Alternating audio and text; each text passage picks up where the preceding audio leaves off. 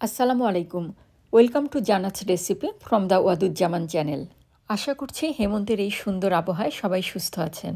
বাংলাদেশে হেমন্তকাল মানেই নবান্ন উৎসব, নতুন ধান আর ঘরে ঘরে পিঠা পায়েসের সুঘ্রাণ। আর উত্তর আমেরিকায় এই সময়টা হলো ফল সিজন। আর এই সিজনে অর্থাৎ শরৎ এবং হেমন্তকালে এখানকার মানুষেরা উপভোগ করে মিষ্টি এক ঐতিহ্যবাহী খাবার, পামকিন পাই বা মিষ্টি কুমড়ার পাই। আজকের ভিডিওতে আমি চেষ্টা করছি সেই classical American dessert pumpkin পাইয়ের A to Z. প্রথমেই বানিয়ে নিতে হবে পাই ক্রাস্ট।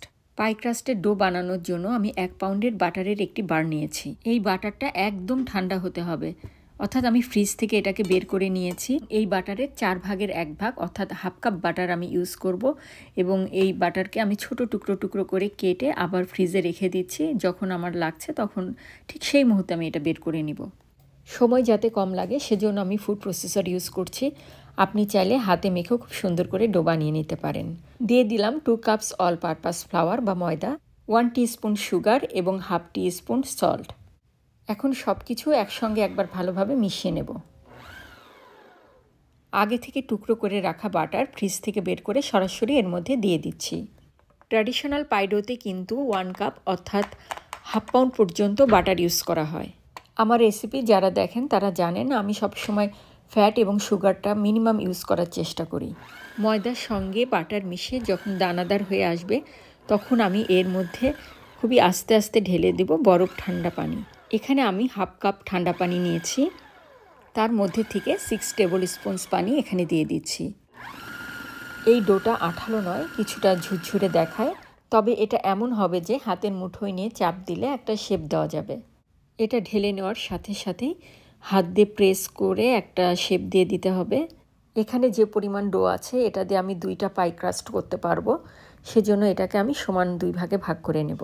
প্লাস্টিকের র্যাপার দিয়ে 2টা ডো আলাদা করে র্যাপ করে নিচ্ছি।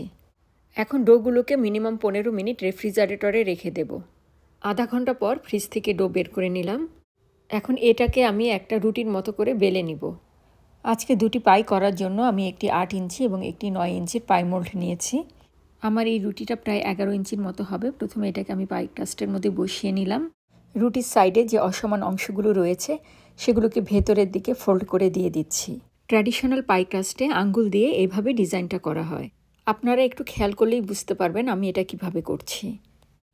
একটা আঙ্গুল ভিতরের দিক দিয়ে উপরে 2টো আঙ্গুল দিয়ে চেপে চেপে এভাবে করতে হবে। একটি ক্রাস্ট বানানো হয়ে গেল। এখন আমি আরেকটি ক্রাস্টও একইভাবে করে নিব। 2টি ক্রাস্টই বানানো হয়ে গেছে। এখন আমি এগুলোকে প্লাস্টিকের র্যাপার দিয়ে মুড়িয়ে ডিপ ফ্রিজে আধা ঘন্টার জন্য রেখে দিব। আপনি যদি রেফ্রিজারেটরে রাখতে চান তাহলে 1 ঘন্টা রাখতে হবে। 30 মিনিটস পর ডিপ ফ্রিজ থেকে পাই ক্রাস্টকে বের করে নিয়েছি। এখন কাঁটা চামচ দিয়ে পাই ক্রাস্টের নিচের দিকটা এভাবে ফুটো করে দিব, যাতে তলার দিক থেকে এটা পপ না হয় বা ফুলে না ওঠে। 425 ডিগ্রি ফারেনহাইট অর্থাৎ 220 ডিগ্রি সেলসিয়াসে আমি পাই ক্রাস্টকে ওভেনে 15 মিনিট বেক করে নিয়েছি। এই হলো আজকে আমাদের পায়ের প্রধান উপকরণ মিষ্টি কুমড়া। এর কিছু অংশ কেটে টুকরো টুকরো করে নিয়েছি, যা সেদ্ধ করলে 2 কাপ হয়। আপনি চাইলে খোসাসহ একে বেক করে নিতে পারেন কিংবা খোসা ছাড়িয়ে গরম পানির উপর ভাপে অর্থাৎ স্টিমও করে নিতে পারেন। এখন একটি মশলা তৈরি করে নিব। এজন্য আমাদের লাগবে 1 টুকরো দারুচিনি, 4টি লবঙ্গ এবং একেবারে ছোট সাইজের একটি জায়ফলের অর্ধেক। জায়ফল যদি বড় হয় তাহলে 4 ভাগের 1 ভাগ দিলেই হবে। গোটা মশলাগুলো একসাথে গুঁড়ো করে নিতে হবে। আপনি যদি এভাবে গোটা মশলা গুঁড়ো করে দিতে না চান তাহলে হাফ টিস্পুন সিনামন পাউডারের সাথে হাফ টিস্পুন তেহারি মশলাও ব্যবহার করতে পারেন। প্রথমেই রুম টেম্পারেচারে থাকা 3টি ডিম নিয়ে নিলাম। পাই ক্রাস্টের নিচের অংশ এগ ওয়াশ করার জন্য ডিমের সাদা অংশ এখান থেকে একটু নিয়ে নিচ্ছি। ডিমের সাদা অংশ দিয়ে এভাবে ব্রাশ করার ফলে নিচের দিকটা সিল হয়ে যাবে, যার ফলে আমি যখন এর মধ্যে কাস্টার্ড দিয়ে বেক করব তখন আর এটা সগি হবে না বা নরম ভেজা ভেজা হবে না। প্রিহিট ওভেনে 400 ডিগ্রি ফারেনহাইট বা 200 ডিগ্রি সেলসিয়াসে এটাকে আবারও 5 মিনিট বেক করে নেব।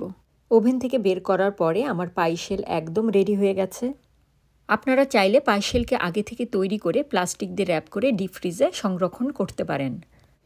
এবার পায়ের কাস্টার্ড তৈরির জন্য সেদ্ধ করা মিষ্টি কুমড়া ব্লেন্ড করে 2 কাপ নিয়ে নিচ্ছি। হাফ কাপ ব্রাউন সুগার এবং 1/4 কাপ গ্র্যানুলেটেড সুগার দিয়ে দিচ্ছি।